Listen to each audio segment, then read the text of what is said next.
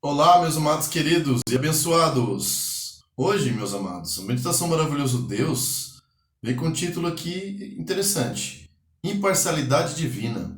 O texto está lá em Romanos capítulo 2, verso 11. Deus não trata as pessoas com parcialidade. Então, um texto bem objetivo e direto, né? O autor aqui da meditação, ele coloca que realmente Deus não é parcial, mas tem situações na Bíblia que Deus agiu com parcialidade sim. Ele apresenta em que momento que se aplica essas duas ideias, que aparentemente parecem contraditórias, mas não é. É assim, ó. Quando se trata do relacionamento com Deus, com os seres humanos, e o plano da salvação e o julgamento, Deus realmente não trata ninguém com parcialidade. A pessoa pode ser uma condição social privilegiada, aparentemente ela acha que ela tem uma aparência melhor, ou que tem um status de vida melhor. Deus não leva em conta isso aí. Não importa o quanto você tem de dinheiro, de fama, de seguidores, isso aí não afeta o julgamento divino relacionado à salvação, né? Os religiosos no tempo de Jesus, que eles pensavam? Eles achavam que por serem descendentes de Abraão, eles eram isentos do julgamento de Deus.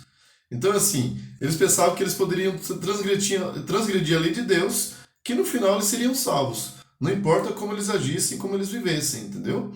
Deus não iria corrigir e nem castigar eles. Só que isso aí realmente não é verdade. Jesus falou diversas vezes contra eles, né? Sobre a falsidade e a hipocrisia que era a vida deles também, né? O apóstolo Paulo, referindo-se ao julgamento de judeus e gentios, que na primeira igreja, na igreja apostólica, né, tinha essa divisão. A princípio, os discípulos achavam que deveriam pregar somente para os judeus. Aí Deus se manifesta através de Paulo, de Pedro, e mostra que a pregação era para todos, sem distinção nenhuma. Seja de nacionalidade, seja de povo ou de riqueza, não tinha parcialidade, não tinha nada disso, né? Então ali, ó, olha o que Paulo disse, ó. Deus retribuirá a cada um segundo as suas obras. Tribulação e angústia virão sobre a alma de um homem que faz o mal, primeiro do judeu e também do grego, mas haverá glória, honra e paz a todo aquele que pratica o bem, ao judeu primeiro e também ao grego, porque Deus não trata as pessoas com parcialidade. Por que Paulo colocou ao judeu primeiro? Porque o judeu recebeu mais luz, mas recebeu mais luz da palavra de Deus, né? E por ter mais luz, ele tinha mais responsabilidade. E Deus não leva em conta o tempo de ignorância. Ele julga a pessoa pela luz que ela recebeu, quando se trata de salvação e julgamento final. Tá bom? E Pedro também, ao evangelizar Cornélio, sua família, os amigos, que eram todos gentios, ele reconheceu ali, ó. Reconheça por verdade que Deus não trata as pessoas com parcialidade. Pelo contrário, em qualquer nação, aquele que o teme e faz o que é justo lhe é aceitável. Então aqui mais uma vez o texto bíblico afirma que Deus não tem parcialidade quando se trata de salvação e julgamento. Mas tem outras passagens que Deus já foi parcial. Mas parcial em que sentido? Deus ele só é parcial quando é para a pessoa cumprir uma missão. Uma missão que vai ser a pessoa vai ser escolhida para pregar a palavra dele e levar o evangelho e a palavra de salvação para as outras pessoas. Aí Deus é parcial. Aí ele faz escolha. Mas ele não leva em conta não a condição da pessoa, tá? Deus levantou pessoas tanto com muito conhecimento quanto com pouco conhecimento. Desde um Paulo, que era um doutor, um professor de teologia, até o Pedro, que era um pescador, ali que tinha muita dificuldade com escrita e leitura. Então, e agricultores também fizeram parte do plano de Deus, quando ele escolhe as pessoas para serem profetas. Então aqui, né, Deus foi parcial.